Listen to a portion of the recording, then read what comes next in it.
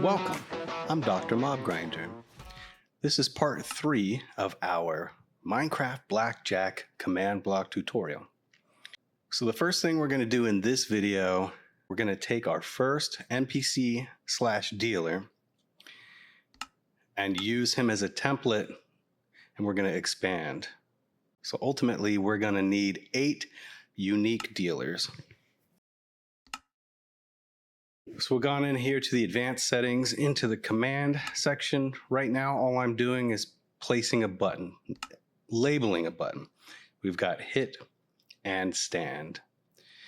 We'll go back to the edit dialog, and your screen should look something like this. And then we'll get to work on the command for this. As you can see, much simpler than the previous. What you're looking to do is structure load Jack R4 at the R2 coordinate.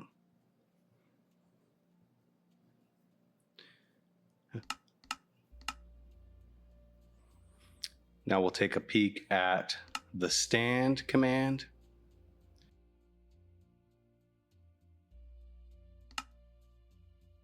So something important, I'll probably say it multiple times, but all roads lead to ST8 or R8 or dealer 8.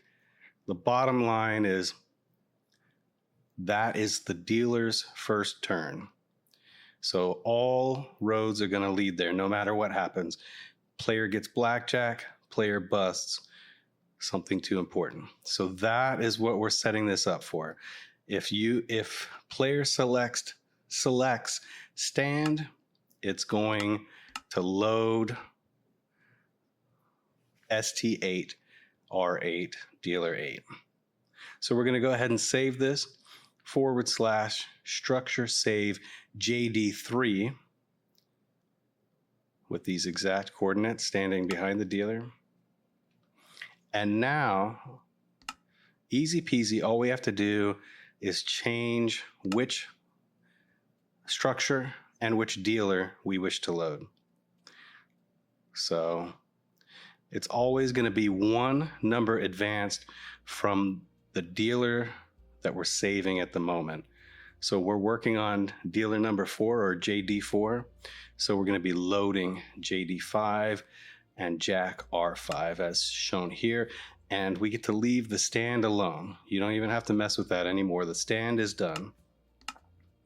We're going to save that structure and just, again, you're just changing it one number at a time. Make sure we save that. Rinse and repeat.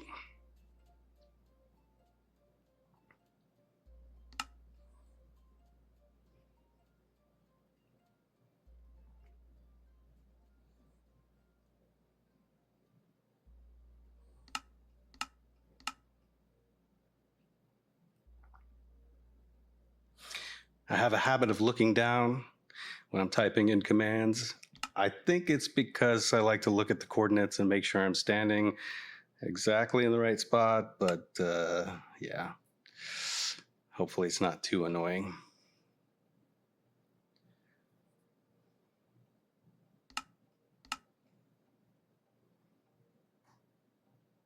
So in the previous video, we created 12 unique circuits. In this video, we're going to be making sure that they're all playing nice together. And a big part of that is making sure that the dealers are coordinating and that the circuits are communicating in between. So this whole video is going to be about that marriage, that symphony of moving parts.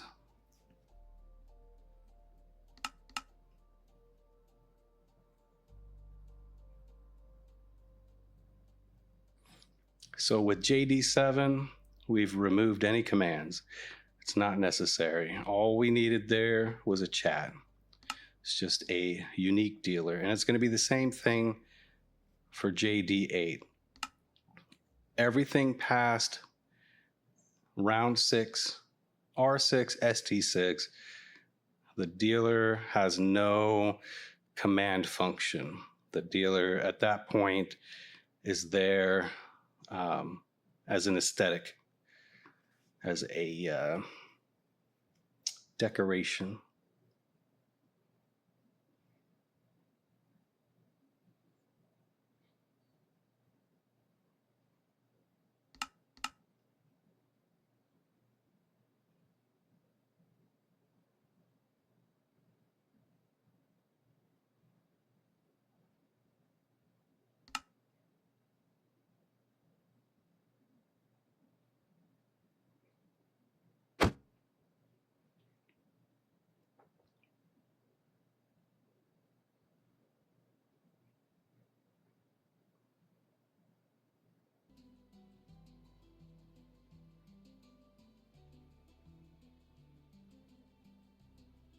So now we're going to take note of these coordinates.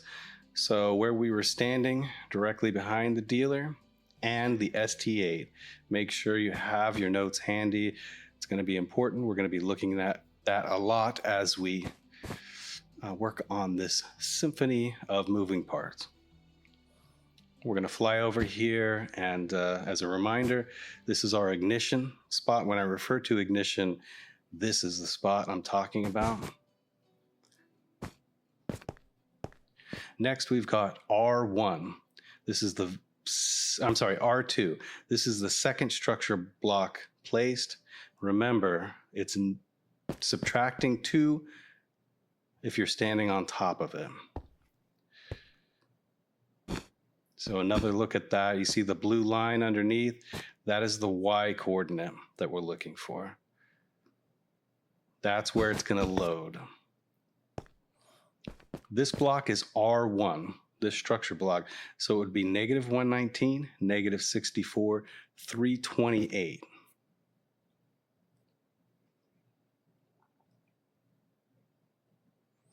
So the next thing we're going to do is we're going to expand on that reset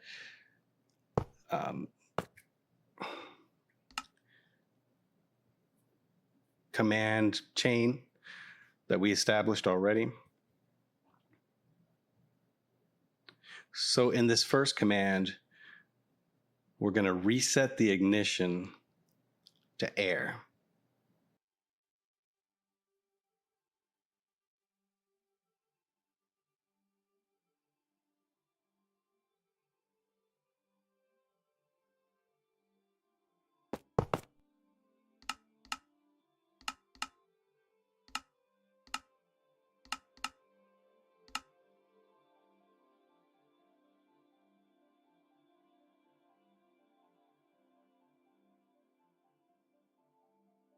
And now we're going to load the very first circuit. We're going to load Jack R1 in the R1 coordinate. And as a friendly reminder, only because I've made this mistake myself, the only thing that gets loaded in the R1 coordinate is Jack R1. That's it. All of the other circuits get loaded at R2.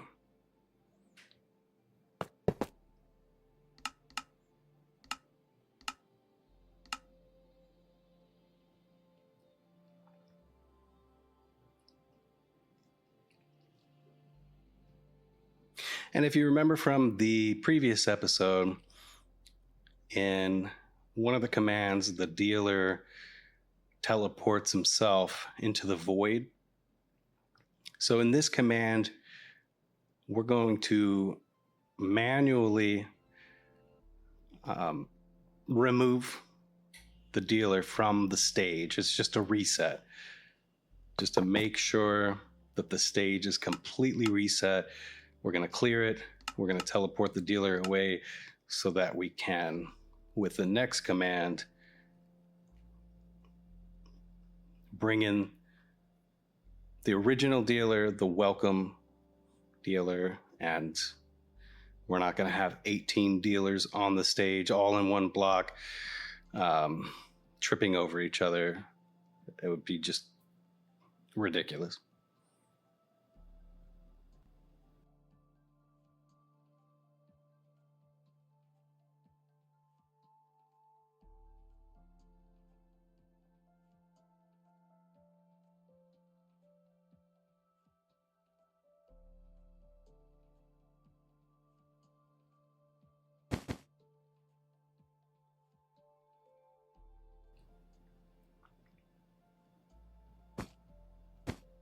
I've also added to the stage the command blocks I've talked about before, just a quick toggle with a button between creative and survival, and it does come in handy with this build.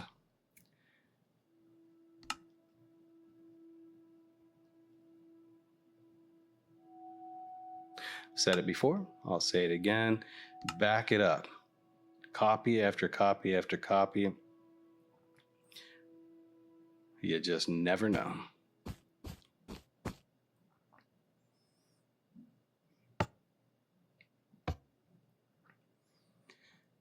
So as you can see, we've cleared the stage. We reset the scoreboard on the right, the prime scoreboard. The circuit looks good. The ignition spot was reset to air.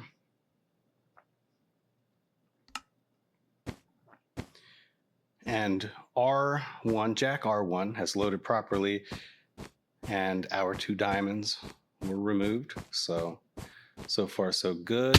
Nope. Eesh. Yikes.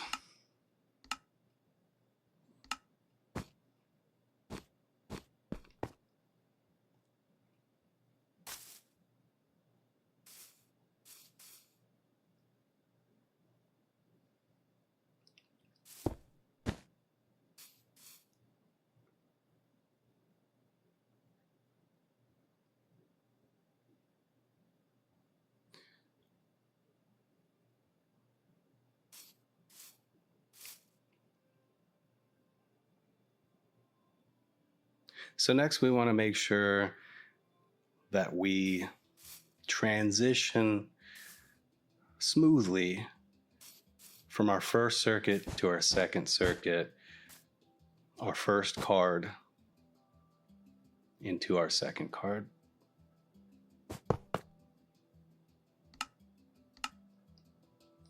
So we've got repeat, unconditional, always active.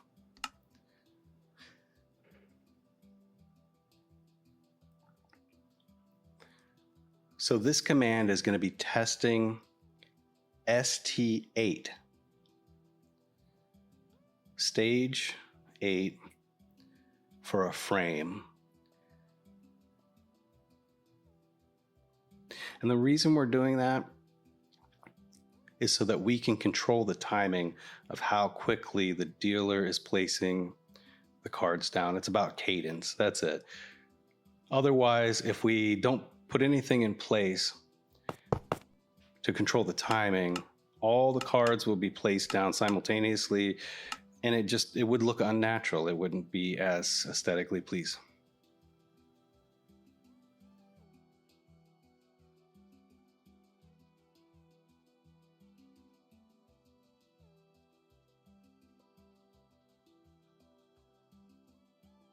So in this block, we've set ignition to air.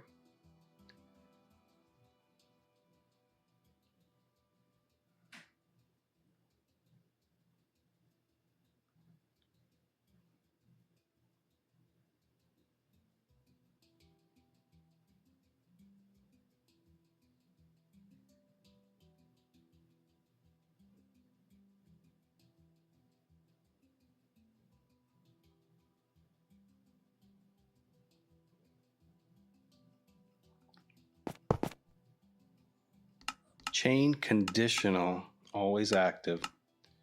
Almost everything connected to a repeat, the purple command block, is gonna have conditions that follow it. So now we're going to load Jack R2 from the R2 position.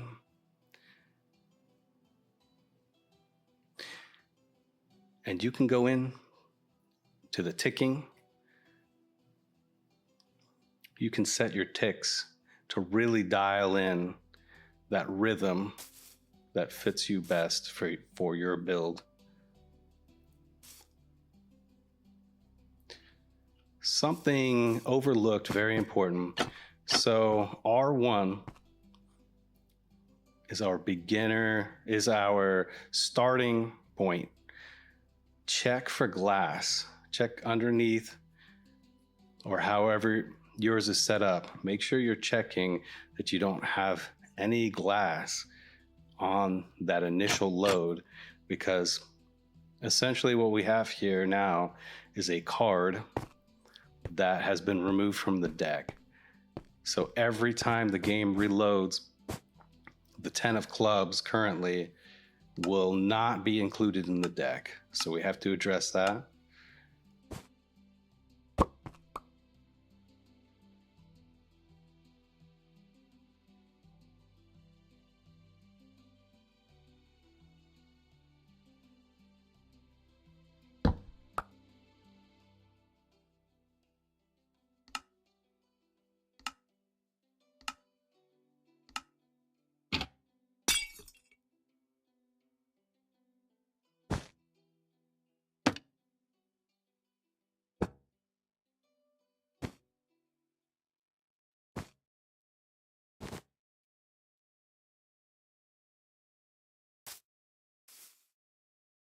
So easy fix. We just have to make sure we remember to save.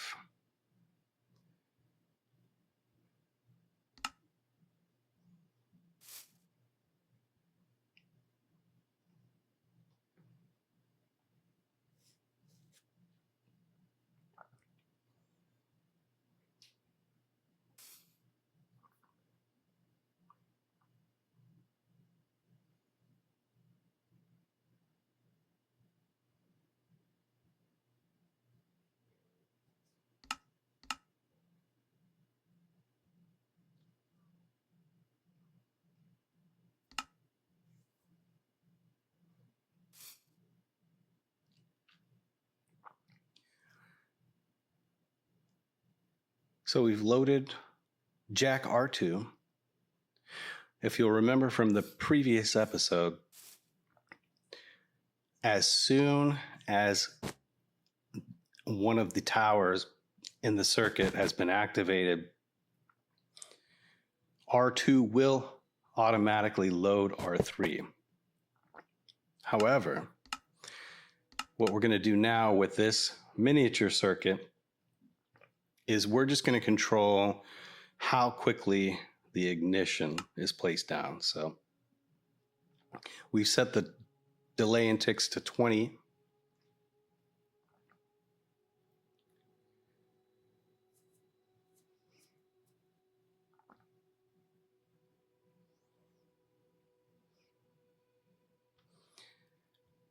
If you're unfamiliar, 20 ticks equals 1 second. So we're testing the ignition coordinate every second for air. Now we've got chain conditional, always active. We're going to set this one also for 20 seconds.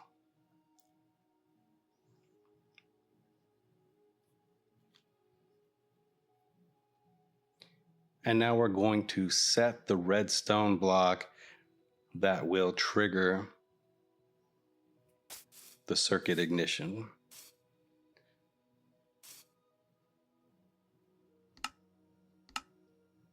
So basically, as soon as that sensor detects air,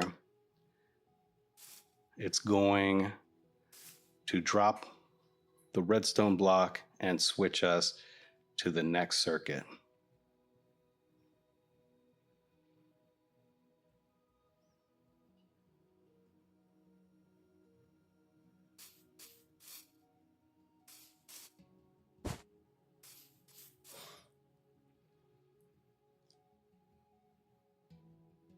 And there you go. So just as I said, we've transitioned from Jack R2 to Jack R3. Seems like everything is going according to plan.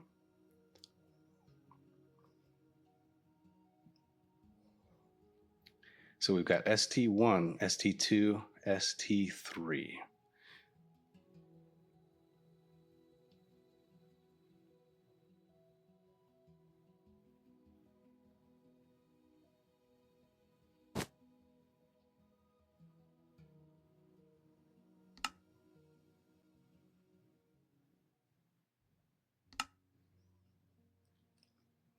I know it's probably annoying, but highly, highly recommend back it up. Back it up often.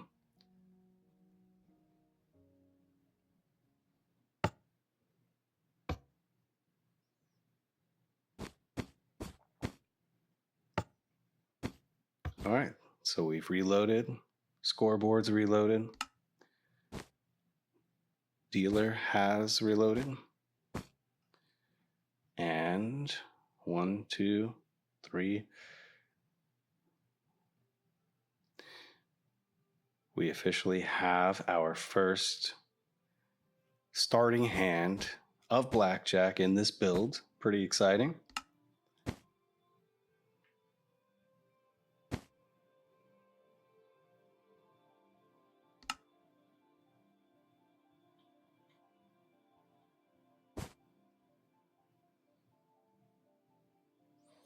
All right, now we know that we need ST8 to be cleared before the next card can be placed down. And we'll fix that right now. So I've done it manually.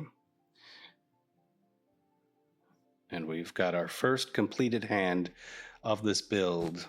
And we won. But we need that transition to happen automatically, not manually. So we'll address that now.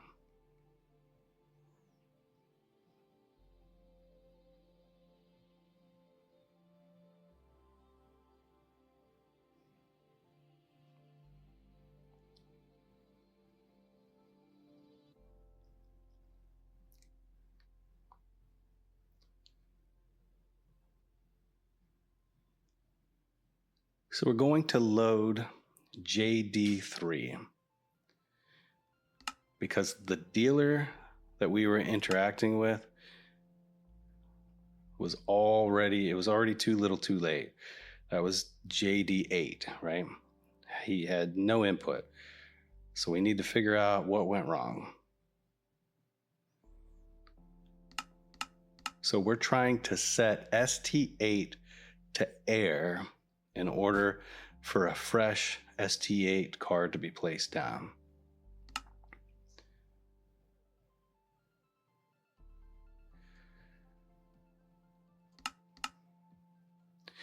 And we've discovered the issue, right? It was not a negative one. It was supposed to be a positive one. So the upside is problem solved. The downside is we need to make sure we fix that for the remaining dealers. Easy peasy, we'll blast right through it. But we need JD4, JD5, and JD6. Everybody has to be on the same page.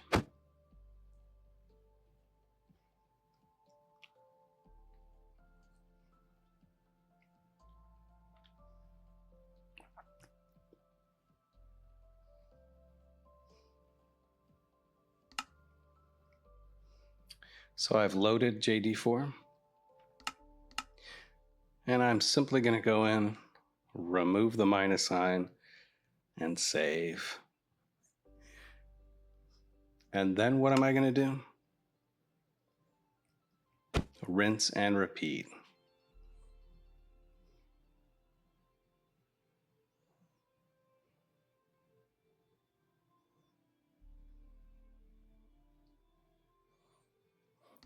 As a side note, I could easily edit out some of these errors that I've made. It would shorten the videos, agreed, but you know, I thought about it, and while I probably will edit out a good portion of things that are super time consuming, I've chosen to leave in some of the minor mistakes that don't set us back too much, because I think it's important to recognize that these things are going to happen. It's inevitable. This is too complicated of a build for there to be absolutely no mistakes. And then on top of that, there needs to be some understanding on how to address those mistakes. So I think this was easily addressed, and we can move on.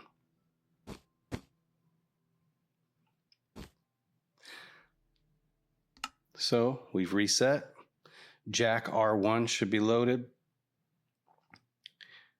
JD, the original, should be loaded. I ran out of diamonds, so got to address that.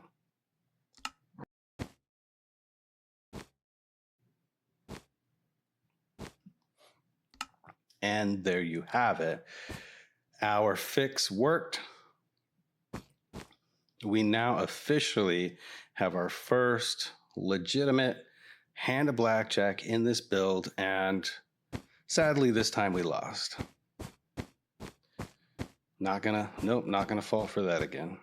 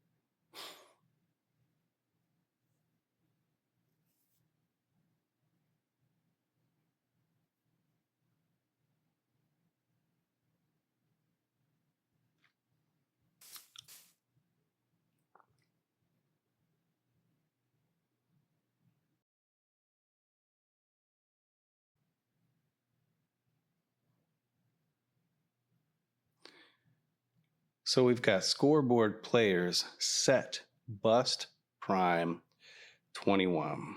And if you can tell on the scoreboard, now we've got a new score added. We're going to set hit prime to 16. All of these scores on the prime scoreboard are going to be a reference point.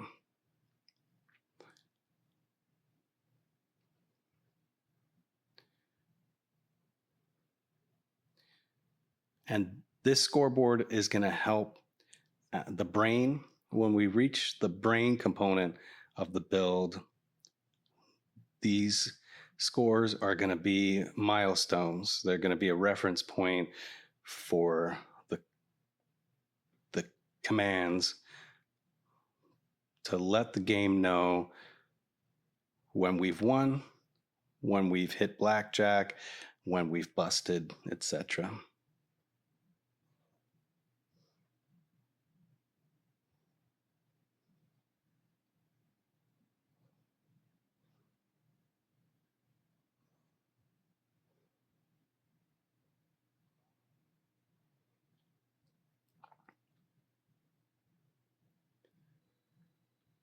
Now, at some point, we will switch over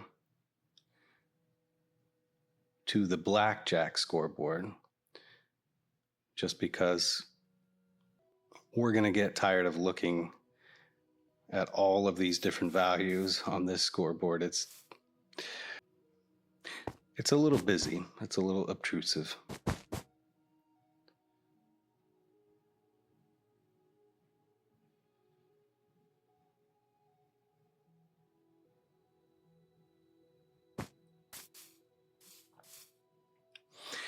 All right, so now we're going to work on our blackjack sensor. So ultimately what we're going for here is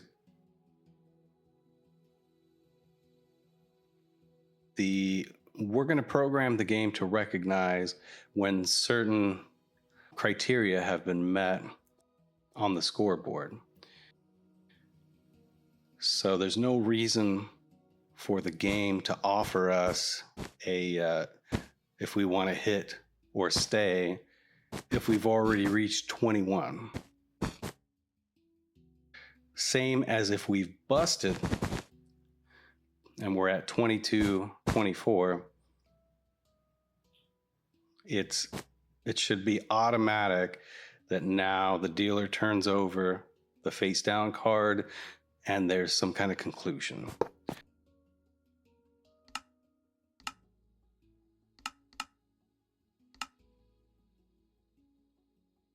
So that's what this sensor is going to look for. Specifically, we're going to be looking with this command, we're going to be looking for blackjack.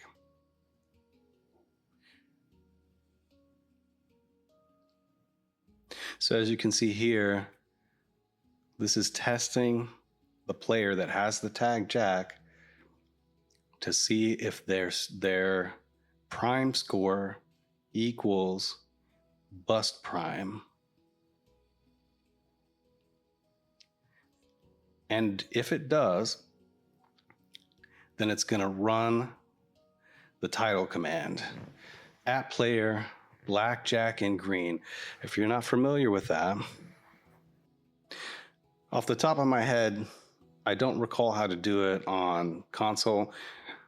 On my laptop, I would type the Alt-GR key and then 0167 on the number pad quickly. And when you release, you should get that overlapping SS. And then you would place a number after that. And the color of the text that you select will change as you change the numerics. So in the case shown earlier, green was a number 2.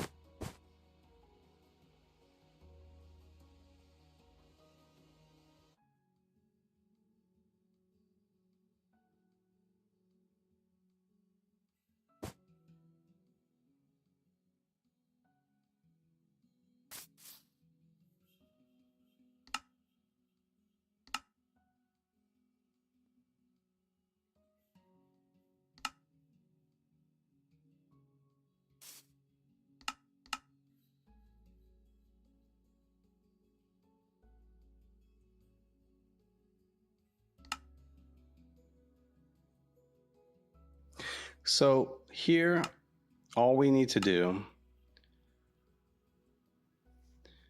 is expand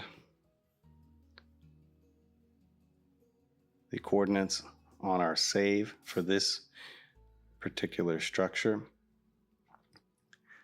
for this circuit. And now we're going to add another sensor. So in the previous round, we added a blackjack sensor and that was it. Because there was no need for a bust sensor, because it's impossible to bust prior to round 4. Now we're going to add the bust sensor. So very much like the previous sensor, except this time we're going to test if the player that has the tag Jack has a prime score greater than bust prime. We're going to run this next series of commands.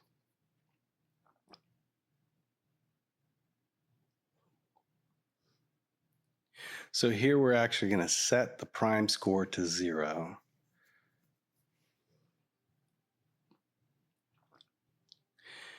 And now we're going to place down a comparator.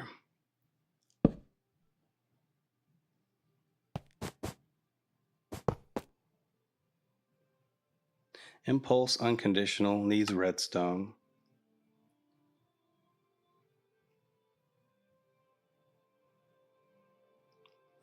We've got another title command.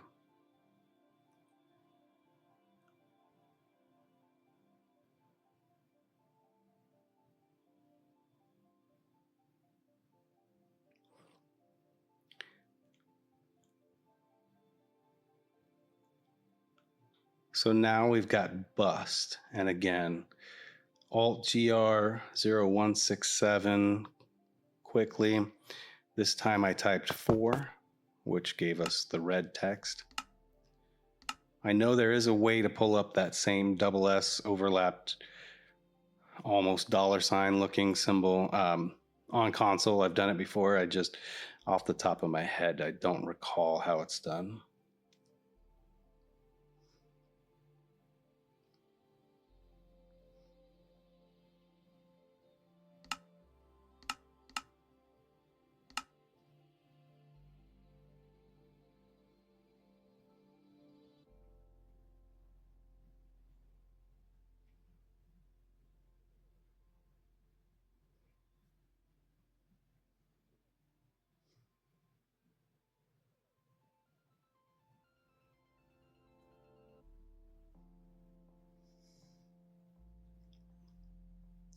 So what we've done here with this command is we're basically setting ST8 to air.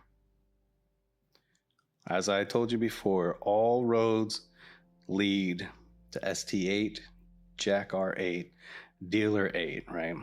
So we'll address that at a later point, but as soon as that coordinate is a block of air, it sets in the entire next chain of commands. So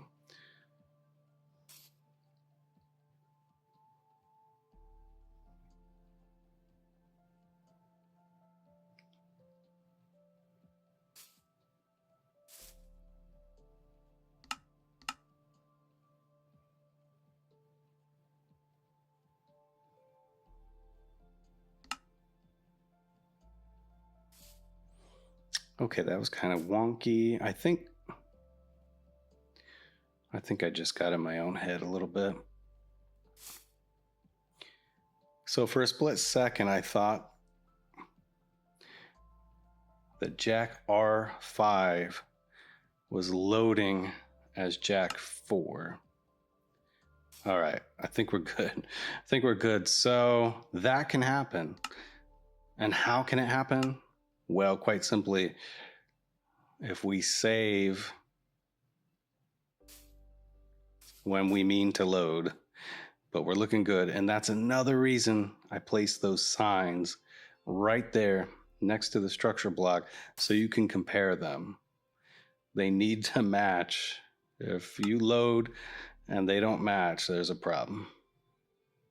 So once again, we're just going to go in here and expand the X so that we can include those new sensors that we just created. We can include that in the Jack R5. And now we'll do the exact same thing for R6. We only want those sensors to be present for specific rounds. That's why we're doing it this way.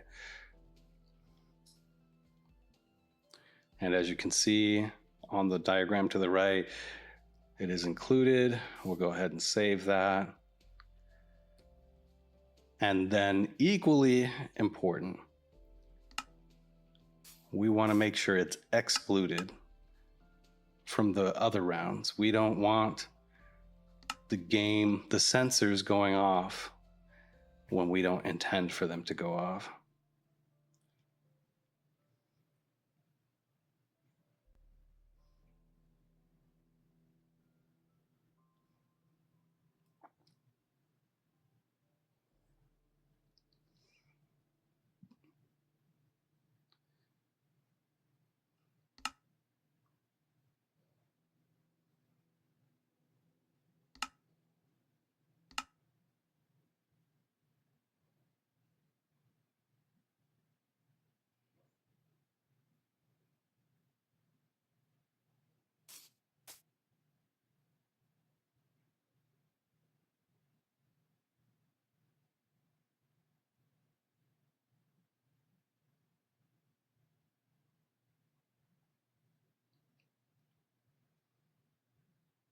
All right, so we're going to go back into the blackjack sensor and address something very important. Small detail, but still important. It's impossible for the player to hit blackjack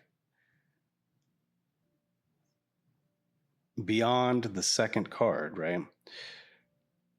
So, but it is still possible to hit 21, which would still trigger the transition into the dealer's turn.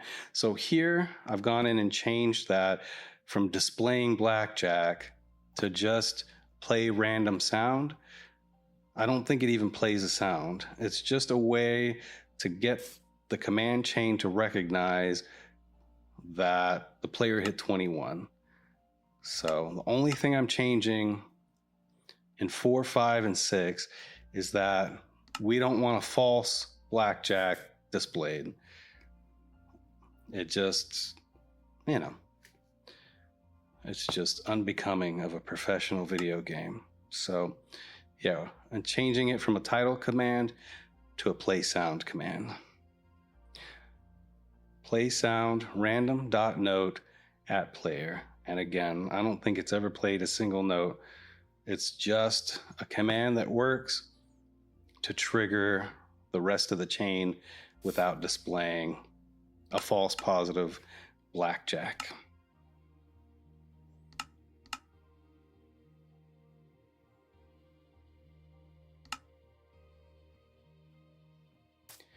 Would it have been easier if I caught this like 5 minutes ago? Yes. My apologies. I should have done it then, but at least I did catch it.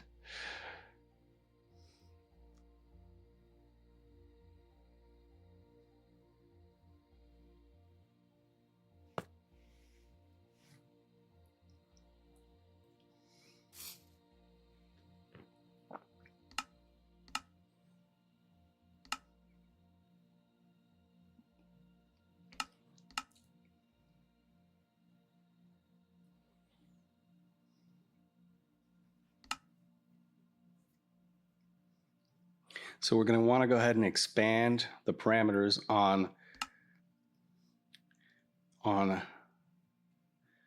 Jack R7 as well. Actually, it doesn't really matter. We could do it at R7. We could do it at R1. But we'll go ahead and do it here at R7. And R8 for sure, because again, all roads lead to R8. But we're just going to go ahead, smash this, and save that structure so that those sensors aren't hanging around, dangling, and doing some crazy things when we don't want them to. So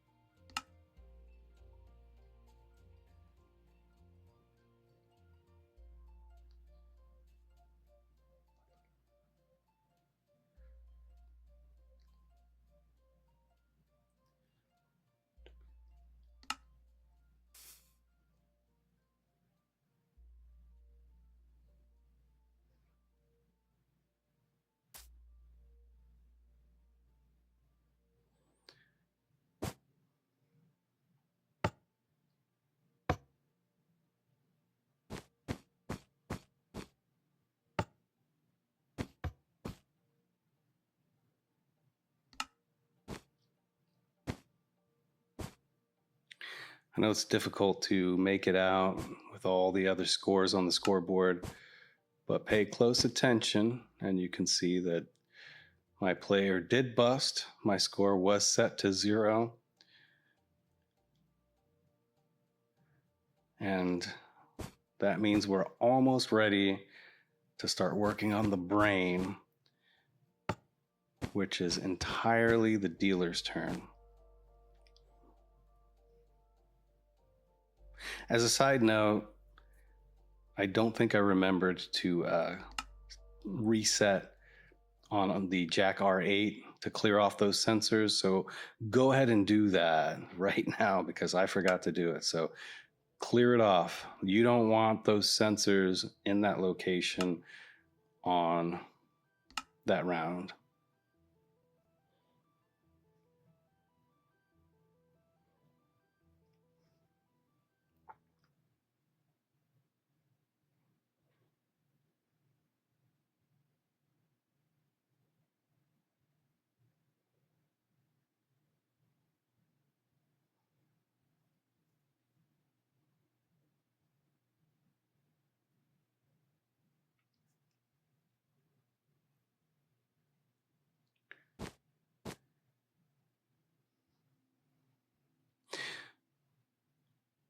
All right, so I've made a decision. As much as I wanted to go block by block every step of the way on this build so that things would be that much easier to follow, this is proving to be a much more large scale undertaking than I really anticipated. So I have saved the brain from my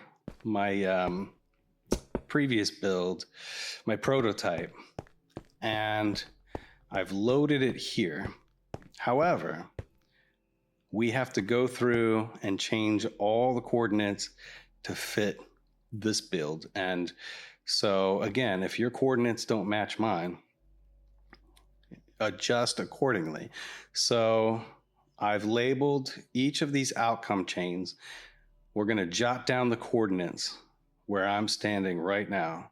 -5, -63, 311. So for the push, it's going to be just -2 over. Player blackjack, same thing. Player lose, 2 more. But again, write these coordinates down, especially if you're following me step by step.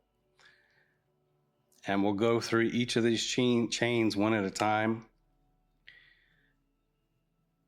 I think if ever there was a time you may need to pause and take screenshots, this is a prime example.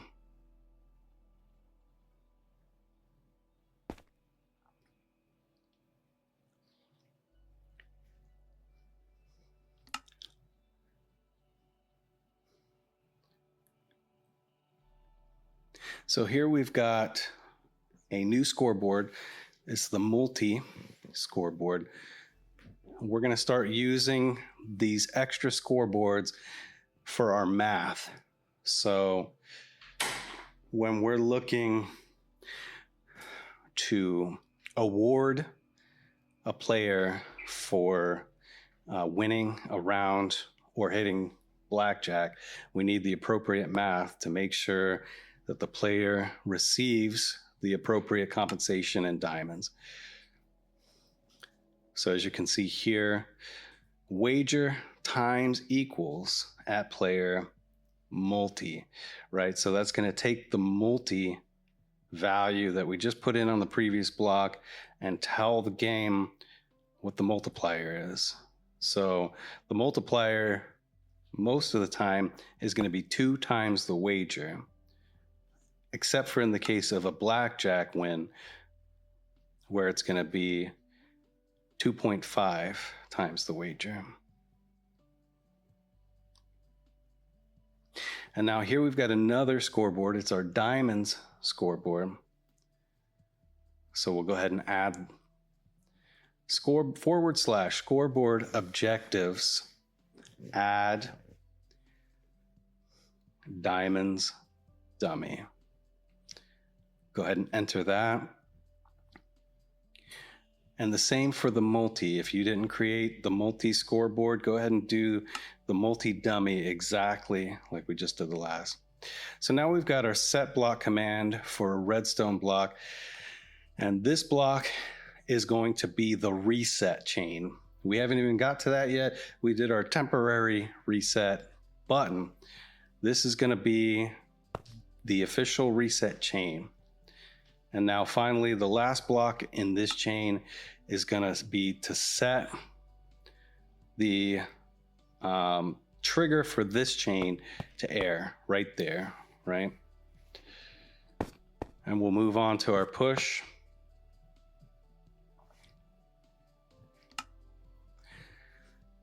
Pretty simple. We've got title at the player who's got the tag Jack.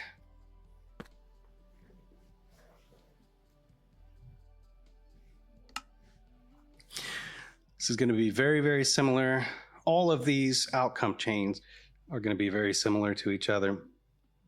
So just go through, copy these down, identical. You can always go back in later and adjust things as you see appropriately.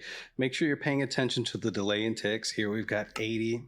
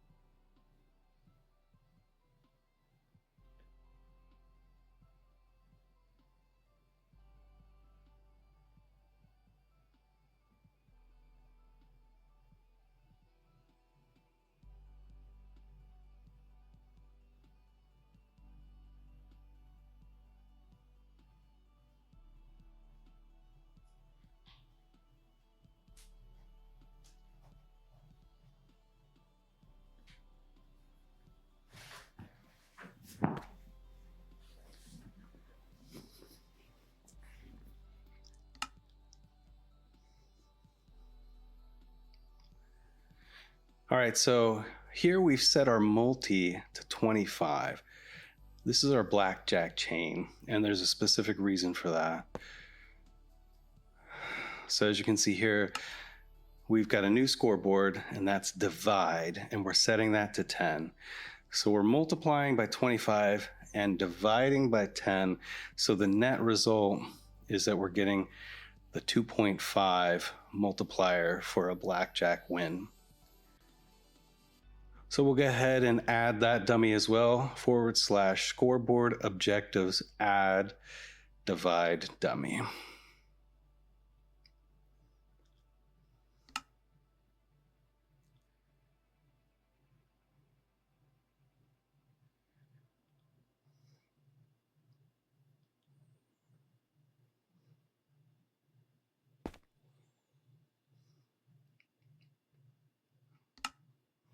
This one's slightly different, but scoreboard, player's operation.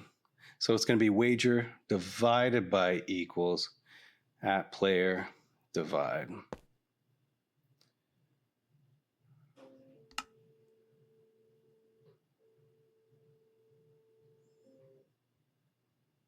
So this is going to make your diamond scoreboard equal to your wager scoreboard, and then you'll be cashed out based on the diamond scoreboard.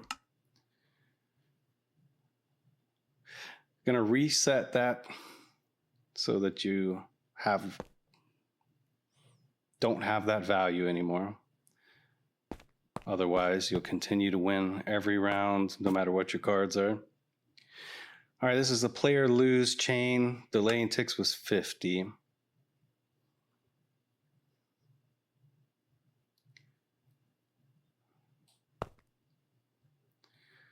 So the nice and easy thing about this chain is there is no reward for losing. So no math, no diamonds, just air. Now we've got repeat unconditional, always active. All right, so this is the dealer blackjack sensor. So if the dealer blackjack equals 1 blackjack, then we're going to set block back to play or lose.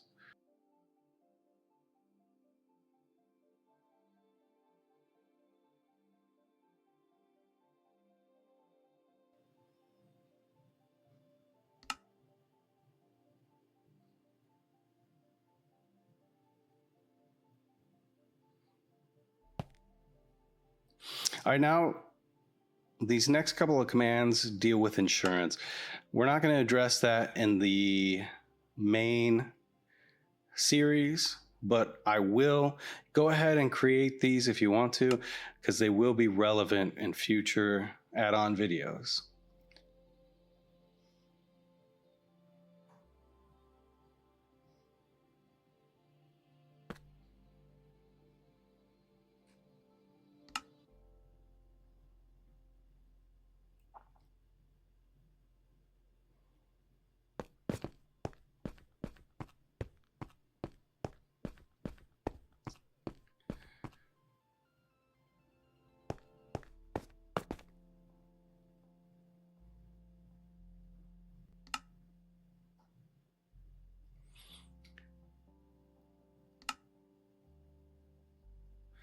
So we're not going to pay too much attention to this block at this time. Ultimately, just know, we'll circle back to it. This is a sensor to ignite the R8 decision chain. This is the important part. We'll fix the sensor later. So this is your first block in this chain.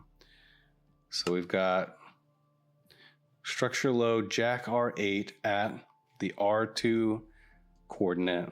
Make sure this is relative coordinates for your R2 coordinate. So I've got a 15 ticks delay in this one. And this is going to be your ignition.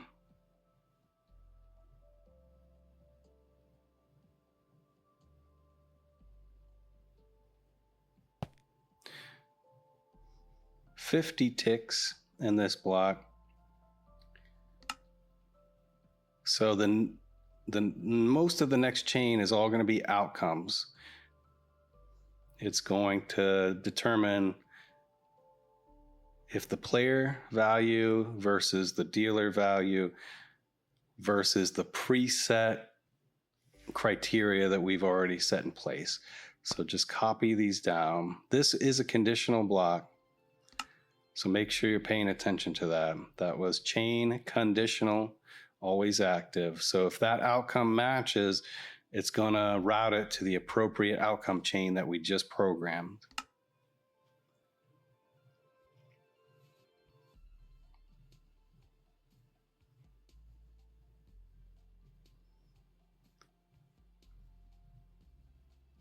So that block was testing the ST4 block for air. And if it's there, then it's going to assign the player a blackjack or BJ value of 1 so that the game knows the player actually hit blackjack, but only if there is no card in the ST4 position.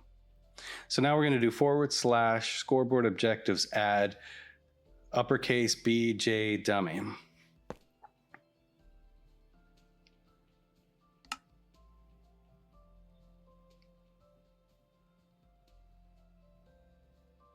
So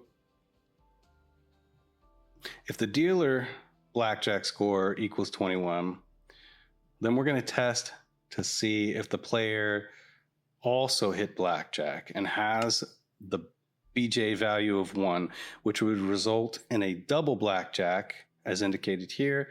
So then the next command would be chain conditional, always active, and this is going to result in a push.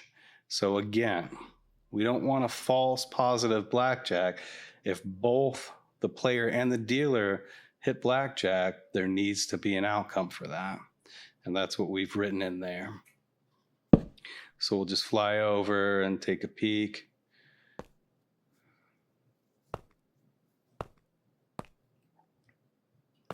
And as you can see, that's your push outcome chain.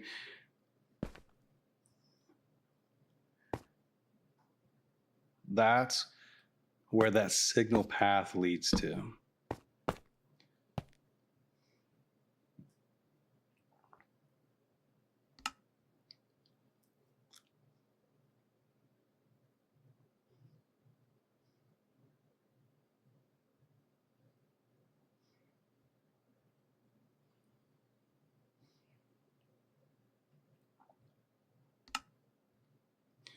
So in this case, we've got an unless.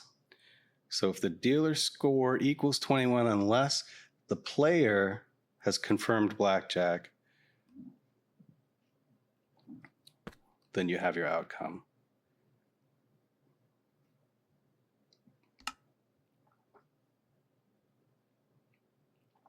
Again, pause the video, rewind the video, make sure you're getting these commands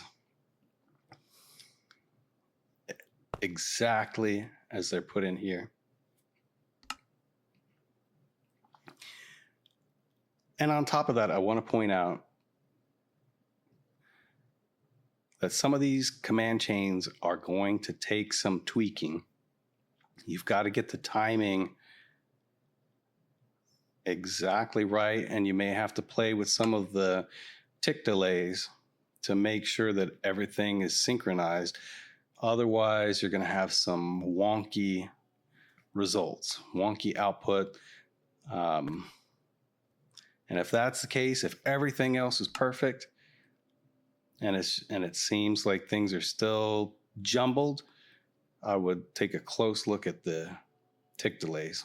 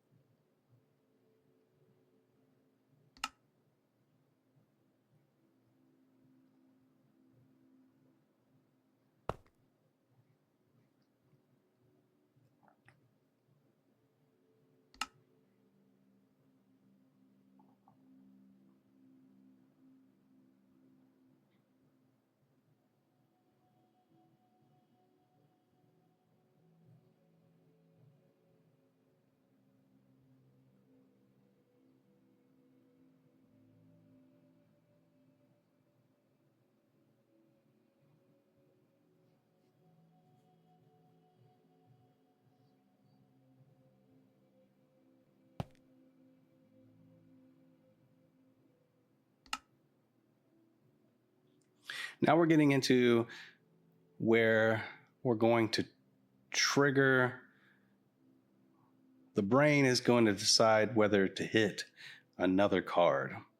And if that is the case, it's going to place a block of red wool in the next decision chain. So we'll go take a look at where that signal path is headed. So right exactly where I'm standing.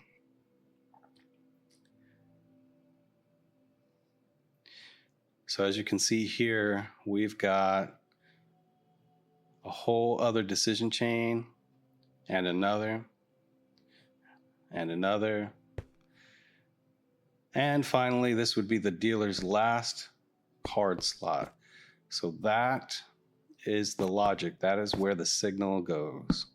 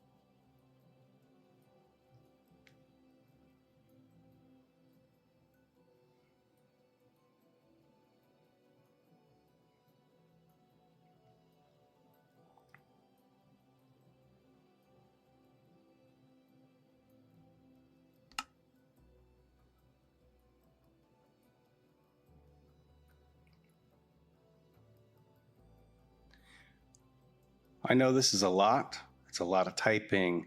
It's a lot of tedious over and over every single block, but we've come so far. If you've made it this far, you're already above 99.9% of what anybody else would be willing to do.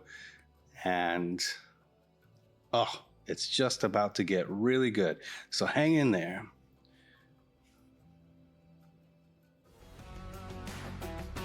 Please like, share, and subscribe, and I'll catch you on the next one.